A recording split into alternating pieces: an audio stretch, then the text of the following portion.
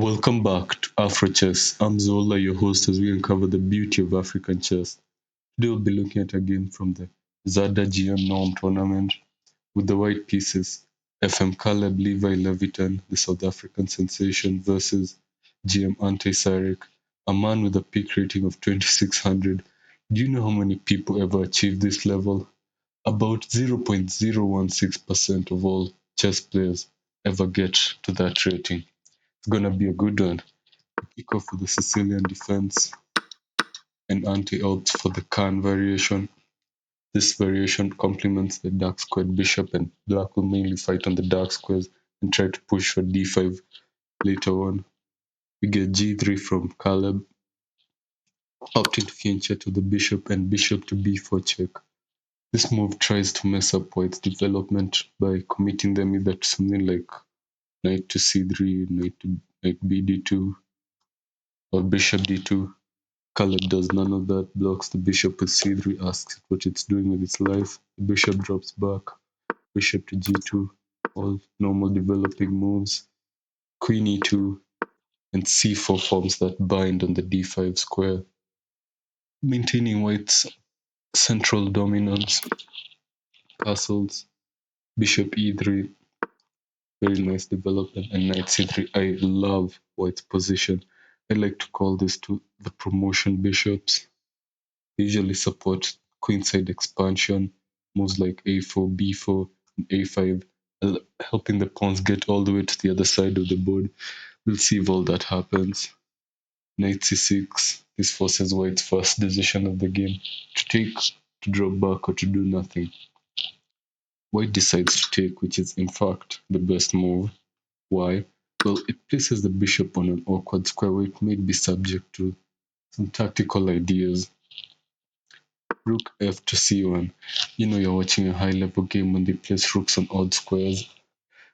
If you give me this position, I would definitely would have put the rook on d1 and this other rook on c1. That looks a lot more normal, but high level chess, it's actually the best move. He correctly evaluated that his a rook is perfectly positioned for his main source of play, which will be the queen side, where he'll expand, and when the a file opens, the rook will be right there. But the f rook is the one that needed to be improved. And queen b8, that move. Oh, what was that complicated word? Gotta remember that word. Prophylactically steps off the tactical ideas rook f to c1 setup, which were involving, let's just go back and show you, knight to d5. Very nasty.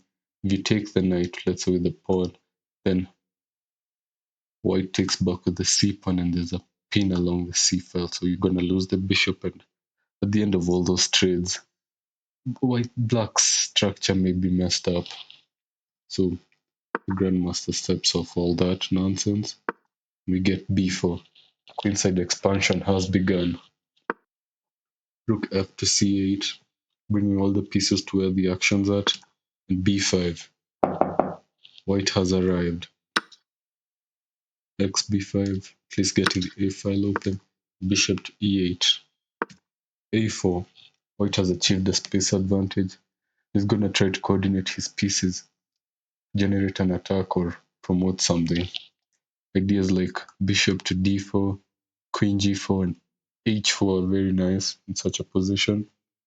We may even go for things like queen to b2 and form a bazooka along that beautiful diagonal. Knight to d7, and we get bishop to d4 repositioning, a natural move.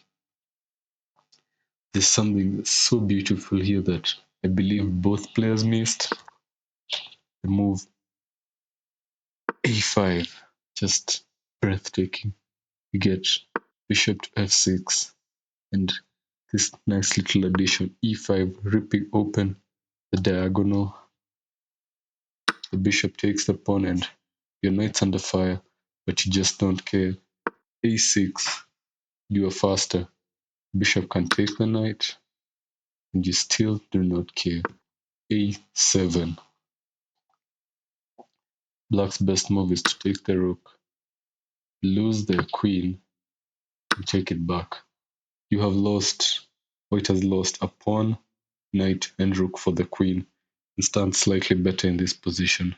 Just wow. If White found that, we may have to call the fair play team. I'm joking, and he's a great player. He may have found that, but that would have been still been very shocking. Back to the game.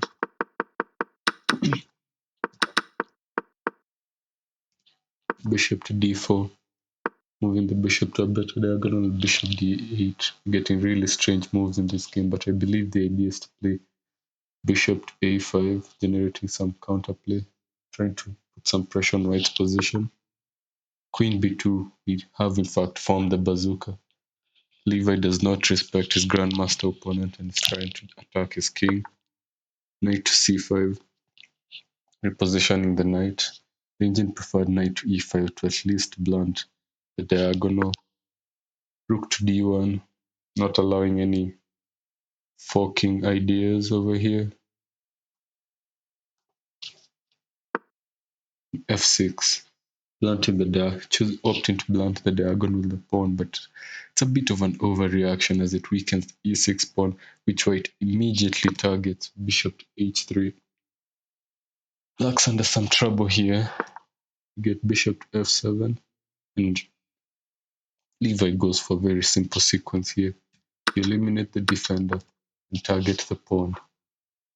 Simple, making chess look kinda easy. White can't defend the pawn as if he tries to play queen's here, the d pawn drops. We get queen c7, giving up the pawn for counterplay along the c file, which is in fact immediately taken. Levi not showing any fear of his grandmaster opponent. Bishop takes on f7 is a beautiful move. You can't grab the bishop as the rook will drop. King f8 sidesteps the check. b6. Ooh, he's really bullying his opponent over here. Black's best chance for a draw here is to go for this yucky line. King takes on f7, grabbing the better bishop. White takes here, let's say promotes to a rook. You take back, and Black tries to hold this position. Material's equal, but here's a really ugly pawn structure. But he should be able to hold this. We got none of that. Thank you, Ante, for not going for that.